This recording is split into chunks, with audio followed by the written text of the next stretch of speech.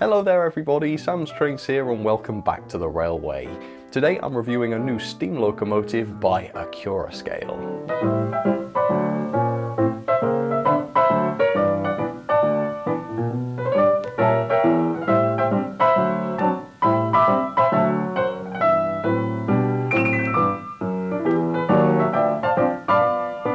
Today's loco was originally made by Hattons, and back when it was produced by them, I would have said it was one of my favourite tank engines of all time. I think it's certainly one of the best 040 saddle tanks that's ever been made.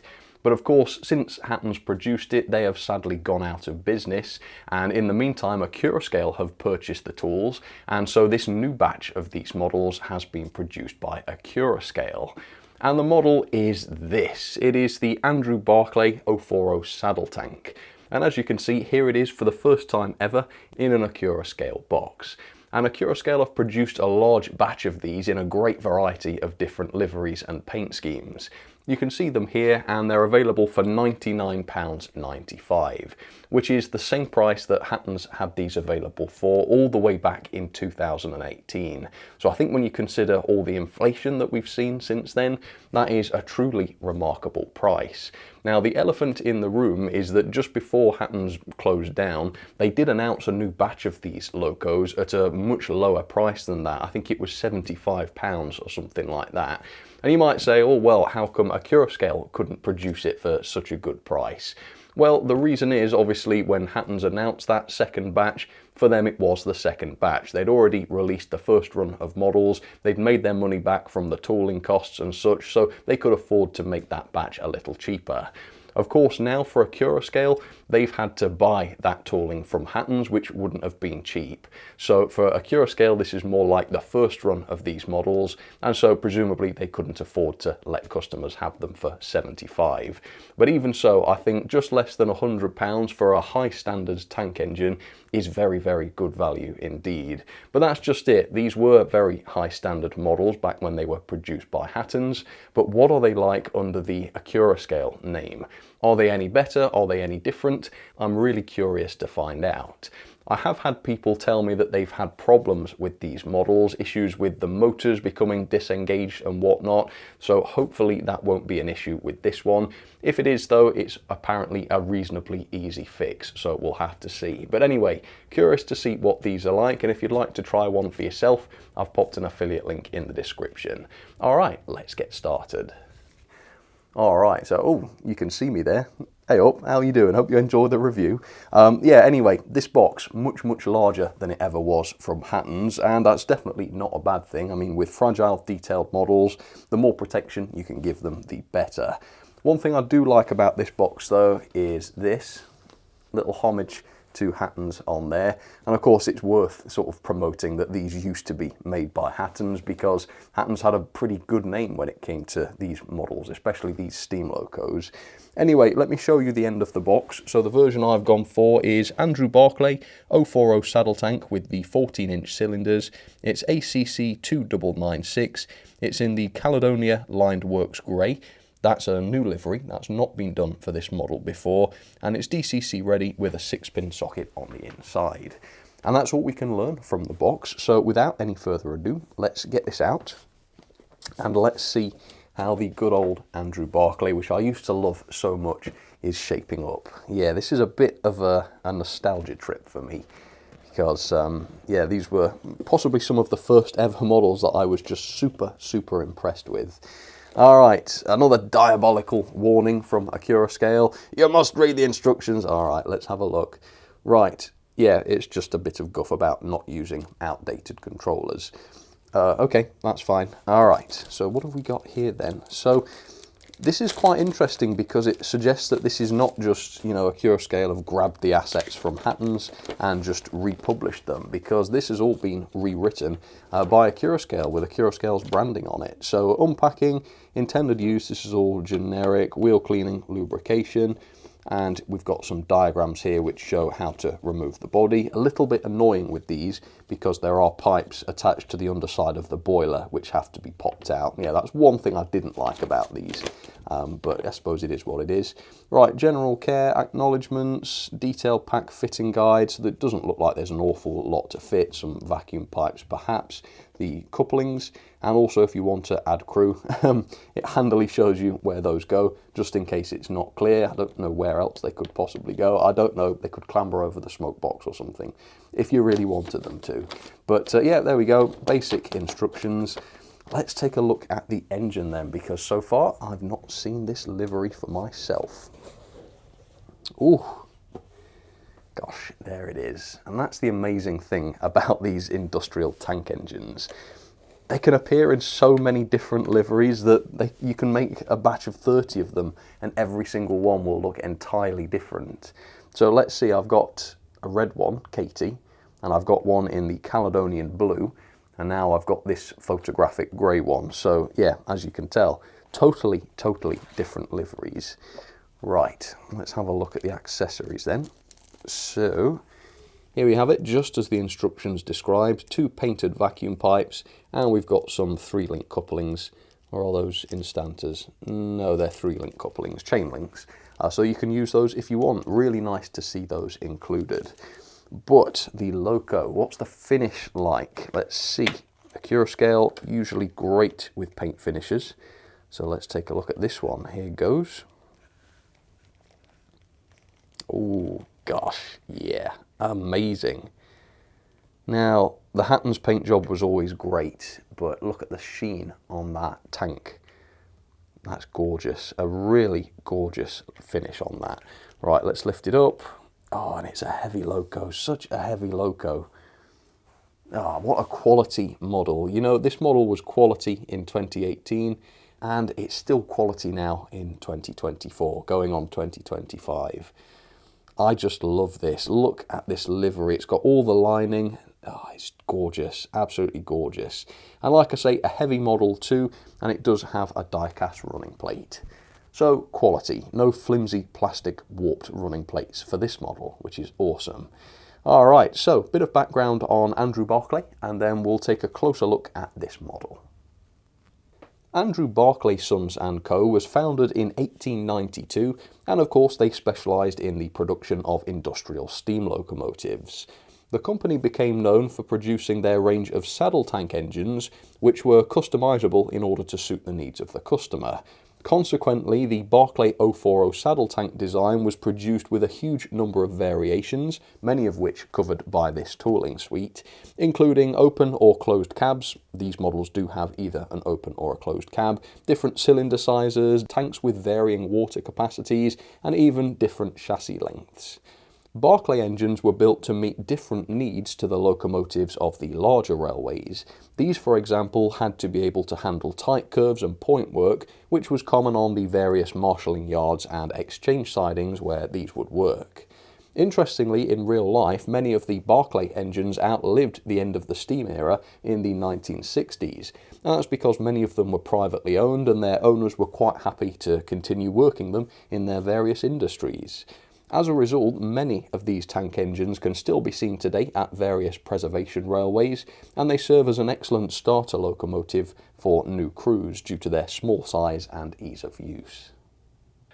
So there she is, the ex-Hatton's Andrew Barclay, now produced by Accurascale, up close and personal for you, and what a gorgeous engine this is. I've seen these models before, but not in this livery, so this is still fresh and exciting for me. Now, a second ago, I whittled on about how good quality this model was. I stopped recording and then I noticed this. Yeah, that is a real shame, isn't it? Now, I think it is just the one. I've not seen any others, so it could be a one-off, but unfortunately, it's so big and it's right in the middle of the engine, right where it's visible. It's unacceptable, unfortunately, isn't it? It's very, very noticeable, and a quick check at the factory or after the factory could have avoided having that go to me as a customer. Yeah, that has taken the shine off it a little bit. I'm pleased to say though that the quality otherwise does seem to be as good as ever from these Andrew Barclays. Really nicely built, good quality, lots of weight to it. It's a beautiful, beautiful model overall. I suppose on the subject of 040 saddle tanks, the big question is this as good as the Dapol Hawthorne Leslie from earlier this year?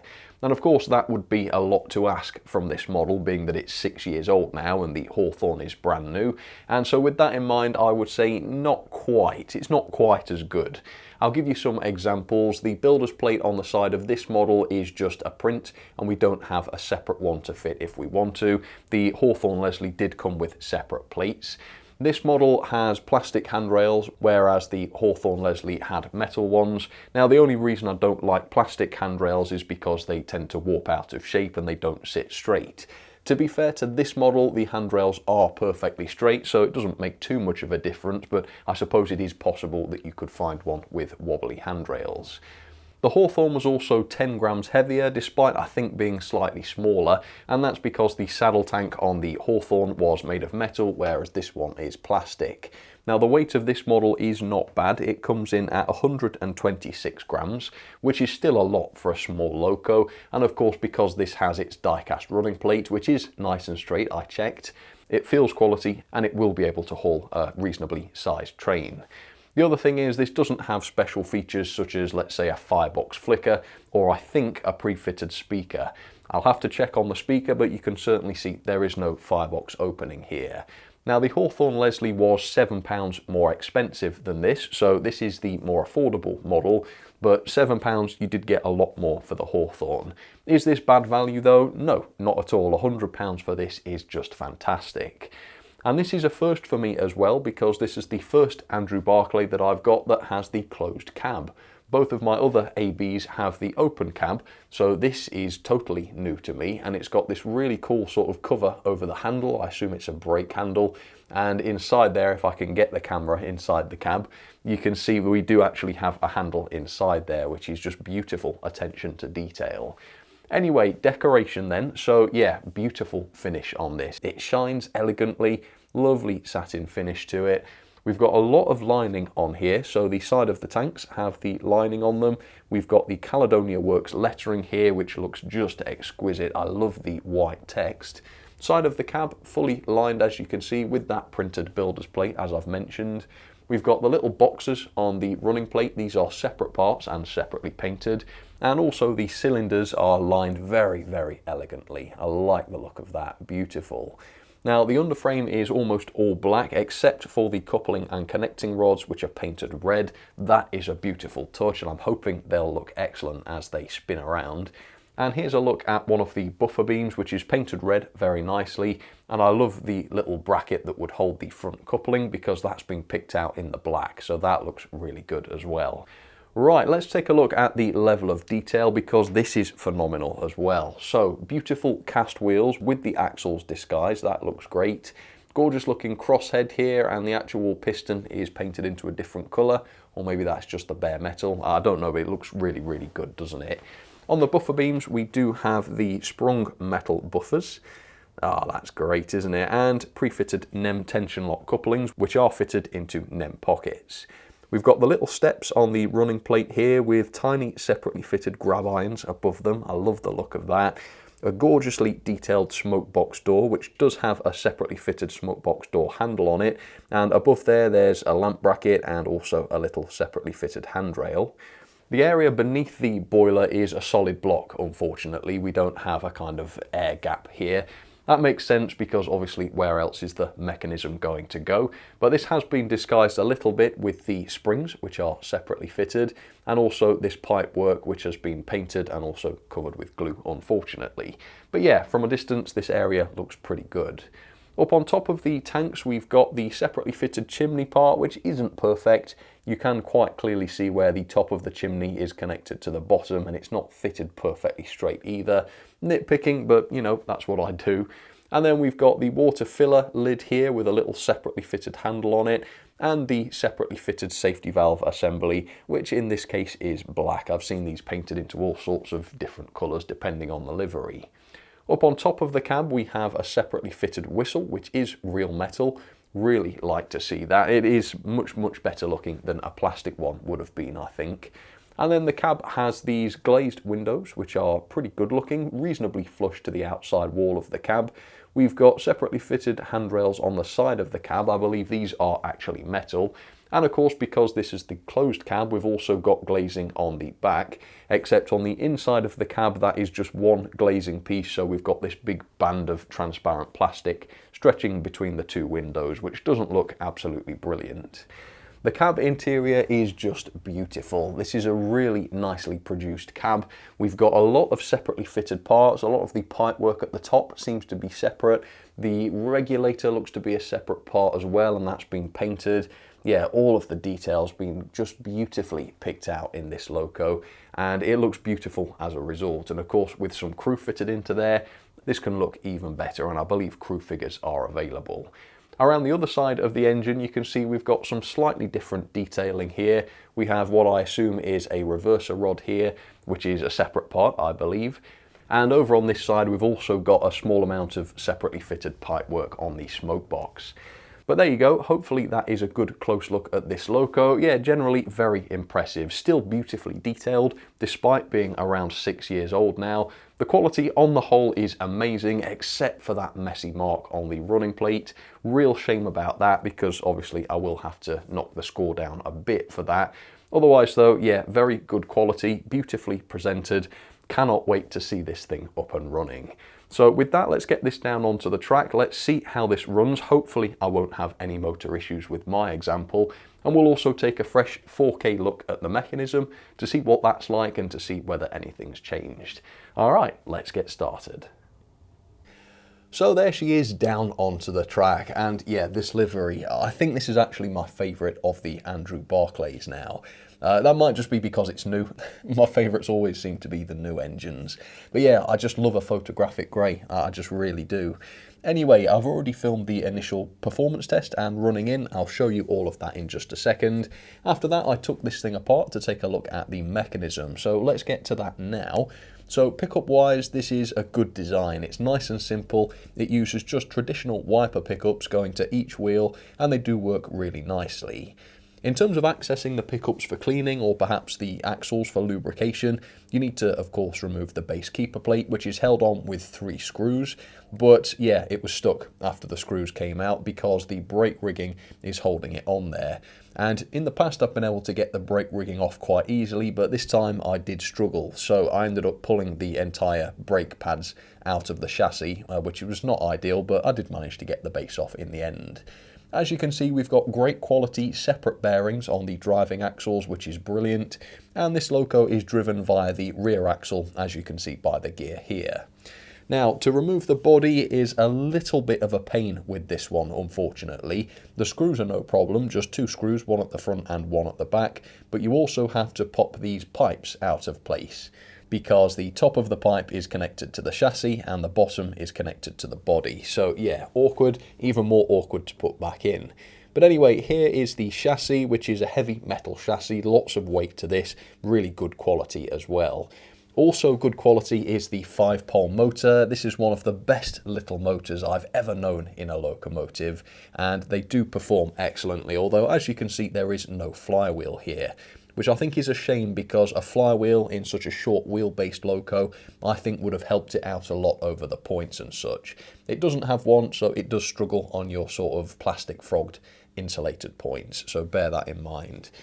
Anyway, I think I can tell what the potential issue with the motors disengaging could be, because lifting the worm drive here, you can see it lifts with almost no resistance.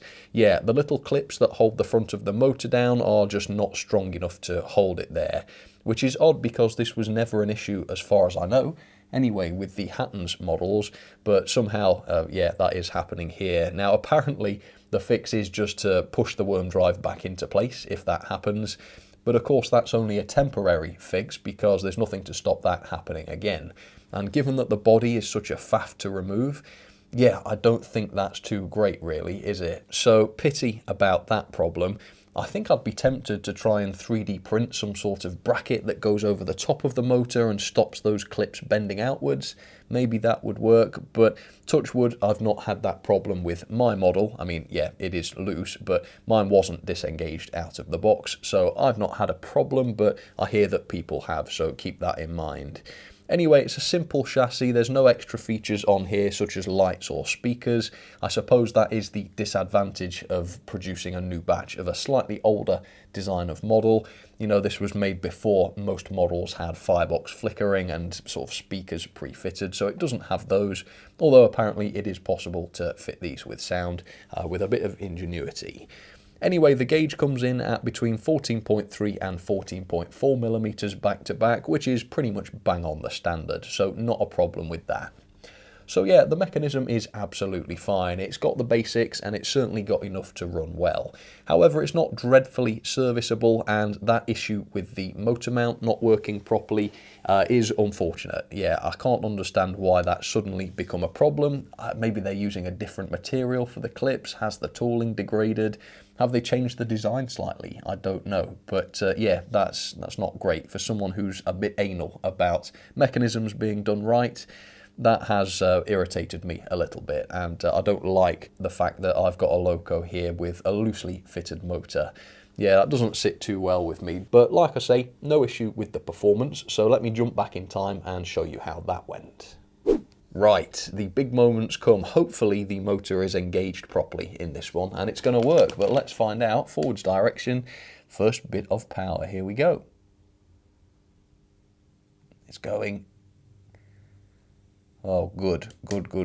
Okay.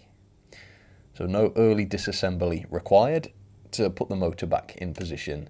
And just in case anyone has had a problem with that, apparently, I mean, I don't know exactly what's involved because obviously this is the first time I've experienced one of these, but apparently it's an easy enough fix, so it's not the end of the world. Anyway, look at the way this is running now. Back when I reviewed the Hattons ones, I was left with the impression that these were the best tank engines I think I'd ever seen running. And I've got to say, I'm getting a similar sense from this. I mean, that is unbelievably smooth. To say it's not been running, and to say, well, it's done a total of about 30 seconds of running so far. That is just a wicked performer, isn't it? Right, let's run by at half power. I'll just back it up first and show you what the gearing's like. Remember, this is a sort of goods engine. That is 50. So it's very sensibly geared, very controlled. Has stopped on the points there. Maybe that will improve as it runs in, maybe not, I don't know. Let's have a look at the torque. Let's see how powerful this baby is. Finger in front. Try not to catch the coupling. Up to 50. Yeah, doesn't care. So the motors are still good. So impressed with the original Hattons motors. Looks as though they've still been able to get them for this new batch. So that's brilliant. Right. The other thing about these was that they could always crawl incredibly. So let's see if this one can. Again, this is not really that fair because it's not run in yet, but I'm going to see if it can do it. Easing. Oh. Bit more. I mean, yeah, that's fairly slow. It's not cutting out, which is good. In reverse. Easing up very slowly. Ooh. Alright, so I'd say it's a tiny little bit coggy. Not too bad though, and it is very, very slow and controlled. And that's on analog, folks, on analog. Obviously, if you wanted to chip one of these and pop in a stay alive, you'd probably get even better reliability, especially over points and things. But yeah, just on basic analog, that is still fantastic, isn't it? Really, really impressive. And I've been talking all this time and it's not cut out. Amazing. What a gorgeous runner. Okay, well, with that, no more messing about. Let's get this running and see how it gets on around the track. 50%, hopefully it won't stop on the points. Oh, it did. Yeah, short wheelbase, unfortunately, so that is going to happen with express points. Can't remember whether there's flywheels in these. I don't think there is, though, so that won't be helping, will it? All right, here she goes, looking stunning in the grey. And yeah, she's a bit problematic on points, but it does seem like on normal track, curves and straights, she is absolutely perfect. Awesome. Oh, I'm thoroughly pleased with that. So yeah, on the whole, I would say these are just as good as usual. Perhaps the build quality is not quite as good as it used to be. That could have been a one-off, maybe it's not. Performance though, I remember now why I enjoyed these so much. What beautifully enjoyable engines these are to run. And new liveries as well, which gives them a new lease of life. So yeah, all in all, really, really glad to see these back, and very nostalgic almost to have one running on the layout again. So yeah, beautiful. I'll let this run then for 30 minutes forwards, then 30 minutes in reverse. Then we'll come back and I'll do some more testing, and we'll try this with a bit of a load. All right, folks, that is, it stopped on the points, but that is running in complete. And yeah, the point stoppages are a bit of an issue with this one. It does stop on my express points quite a bit, which is to be expected with a short wheelbase loco like this. But I should say that the Dapol Hawthorne Leslie loco, which actually has exactly the same length wheelbase as this, does not stop on those express points. I think because it has a flywheel and this loco doesn't. However, this loco has sped up quite dramatically during running in. It's actually very speedy now at 50% speed, and that does mean that at half power it's actually able to get over those points now, most of the time at least, so that's an improvement. Of course, at the slower speeds though, it's still going to do that. So if you insist on running this on express points, which is probably not that reasonable, it might be worth chipping this and adding some stay alive just to keep it alive for that fraction of a second that it needs over the dead zone. But anyway, yeah, it's running very, very nicely. Apart from the occasional stoppages on the points, it's not caused any problems, and it doesn't stop anywhere other than the express points. Standard second radius points, no stoppages whatsoever. So it does seem as though the pickups are nice and reliable. And just look how gorgeously smooth this is. Like I say, quite speedy now. You know, these locos were not quick in real life, but at 50%, well, that's a bit slower now. Well, anyway, you saw the clip a second ago. I don't know if it gets faster then as it warms up. I don't know. Has it cooled down since I stopped running it in? Yeah, I suppose it is going a bit quicker now. So yeah, it's a speedy one. I suppose that does mean it gets over the points. And of course the high speed doesn't matter too much because the thing can also crawl. So, you know, it's not as though it's a disadvantage. Speaking of the crawl, let's have another look at that, because that was pretty good before, if slightly on the coggy side. So let's try again.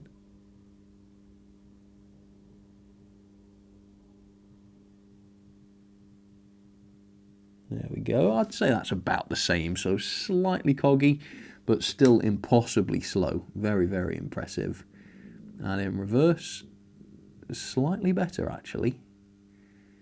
Yep, slightly smoother. And can it do a nice gradual start? I always enjoy that. Let's see. Oh, so well. And then it stops on the points, but that's my fault really for using this on those points. Yeah, gorgeous, gorgeous runner. And just for the sake of completion, let's do the torque test again. Ready? Here we go. Oh, I've got the front of the hook on my finger. But as you can see, loads of power to this. And because of its decent weight as well, the tractive effort comes in at 0.16 newtons, which should allow this to haul about 13 coaches on straight and level track, which is absolutely fine, I think. So with that, I've set up a big rake, well, a reasonably big rake of tippler wagons, and we'll head back towards those and test the couplings. So here we go. We're about to see this coupled to a train. Take it away. Alright, and it's possible to do this in an incredibly controlled manner, so I shall demonstrate. No, I thought I'd done it too controlled then and it was going to push the wagon away, but I don't think it did. Did it? No, it didn't. And the couplings appear to be at the right height. They've engaged correctly first time and they were pre-fitted, so that means zero faffing around with couplings, which is good. Right, let's get this going then. And I'm not going to go for 50, I'm going to go for about 40 because I reckon 50 is a bit quick. That though looks great, and hopefully the train can, I was going to say hopefully the wagons would give it a nudge over the points, because it really needs to go at half power to get over those. But apart from the express points, it handles the rest of the track okay. Anyway, on the middle line we've got the Hawthorne Leslie, which I will also run at 40, and I hope I'm right in saying this will not cut out on the points. As you see, no it didn't. Second set coming up. Yeah, barely even a jolt there. And then on the inside line I've got some more Andrew Barclay action here with the Hatton's Caledonian liveried AB with the different cab, which is interesting. So lots of tooling variations within this range, and also see which other 040 tank engines you can spot in the sidings. Right, let's see how the new AB is getting on with a load. Alright, here she goes, looking absolutely amazing. And I'm not expecting to see her slow down around the curves, but will she? Nah. So very, very reliable, making absolute mincemeat of these wagons, and yeah, it's not a massively heavy load, but still it's a fair number of wagons for a small loco, and of course not wheel slipping, not struggling, doing a really good job, second only really to this Hawthorne Leslie, which is even more powerful. But yeah, it is beautiful, it is beautiful. Not quite perfect, bit of a pity about some of the slight quality issues and some of the, well again, slight mechanical issues. But once those are sort of over and done with, ultimately it's a very, very enjoyable loco. It's beautifully presented. If the other liveries are done as well as this one has been, then those are going to be a real treat, just like this one is. For me, I think I definitely made the right decision going for the grey. I've got quite a collection now of photographic grey liveries, and I think this has to be one of the best. Just a great finish. I love the white lining. Yeah, I want to put it with some of the others. Maybe it's time to do another grey running session. I don't know. But yeah, overall, except for express points, performance is perfect, and the way the model looks is pretty close to perfect as well. So you can colour me pretty darn happy with this. Let's have some ratings then for the Accurascale Andrew Barclay. Sounds a little bit weird saying that, but yeah, it is Accurascales now. And yeah, still a lovely loco that's still deserving of a pretty high score. Level of detail I've given 4-star. This does have some really gorgeous details on it. Great paintwork, beautifully detailed cab, loads of intricate separately fitted parts, sprung buffers and even chain link couplings to fit to the buffer beams. On the downside though, as a loco in 2024, it doesn't have your firebox flicker, and it also doesn't have any detail underneath the boiler. It's just a kind of solid chassis block. These things are absolutely fine, but I do knock a star off for that, just to be fair to the models that do have those features. Performance similarly is still really good. It's a beautiful runner, the crawl is insanely good, it's very smooth, very reliable, except on points where it does tend to stop at sort of anything below half speed, at least your insulated express points. Now this is absolutely fine, you know, it's what you'd expect from a small wheelbase loco like this, but the Dapol Hawthorne Leslie has the same wheelbase and it does not stop on those express points, I think because it has a flywheel, and that flywheel just keeps the motor going a little bit better over the points.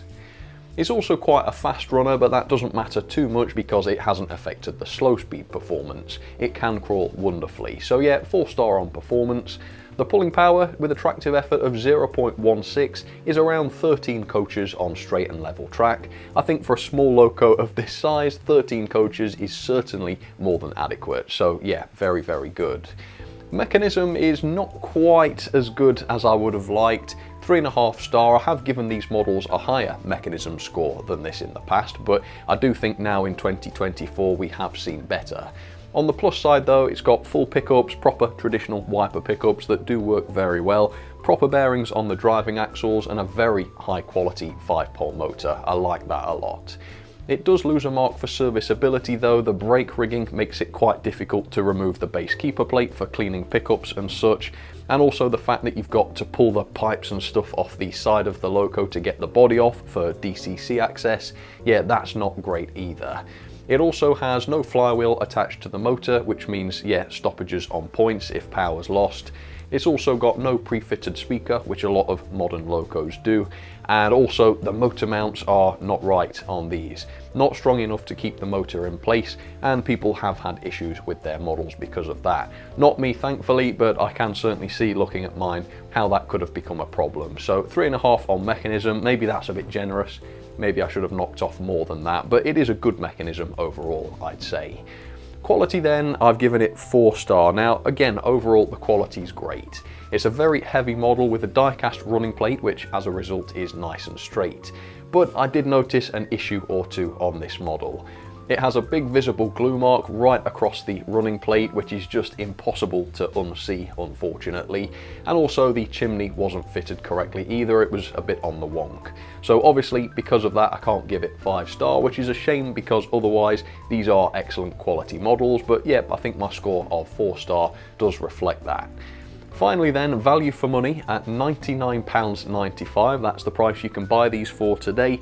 Yeah, this is an absolute steal in 2024. In 6 years, the price of these has not gone up thanks to inflation. That's quite amazing because a lot of other manufacturers are quite keen to put the prices up and blame inflation and increasing costs. And yet somehow Accurascale have still been able to produce this model, even though they've had to buy the tooling, presumably at great expense, from Hattons, and they've still been able to offer it for £99.95. So 5-star, well worth it, one of the best quality little tank engines you can get for less than £100. So overall that's a score of 8.48 out of 10, or a grade of B. It's so close to an A. I think if it didn't have that issue with the mechanism, it could have scraped an A, but either way, a B from me is pretty good, I would say. So into the logbook then. The logbook is almost full now for the end of the year, and this loco's 8th place above Bachmann's Hunslet and below Helgen's NER Autocar. Yeah, a gorgeous, gorgeous tank engine. So glad to see that these models have a new lease of life. Alright then folks, well that will just about do it for yet another review. This is the 3rd Andrew Barclay that I've ever reviewed, and I don't know if it'll be the last. You know, maybe in a few years we'll see Accurascale bring these back, maybe they'll upgrade them, maybe somebody else will retool one, I don't know. But for now, that is it for the Andrew Barclay. Really enjoyed, you know, getting an Andrew Barclay back on camera again, experiencing a new livery. And I don't think I've ever properly filmed the mechanism of one of these locos before either, so that was a nice first to do as well. But for now, thank you so much for watching. I hope you enjoyed seeing this new loco as much as I did. And if you'd like to pick up one of these for yourself, or perhaps browse the range of Andrew Barclays available, because like I say, there's lots to choose from, then I do have affiliate links down in the description. But for now, thank you very much for watching, and I will see you again very soon. Alright, cheers folks, you take care.